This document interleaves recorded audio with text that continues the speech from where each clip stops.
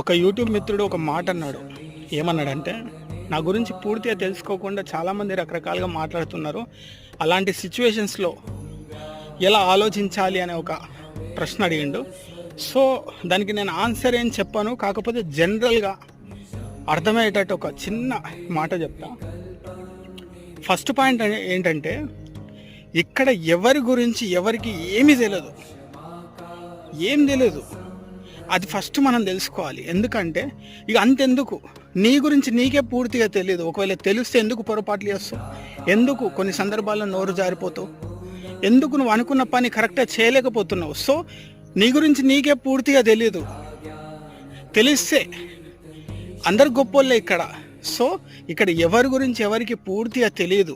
అందరూ ఏదో తెలుసుకుంటున్నారు, తెలుసు అనే ఒక భ్రమలో పక్కన పెడితే అప్పుడు అసలైన జీవితాన్ని మనం మొదలు పెడతాం.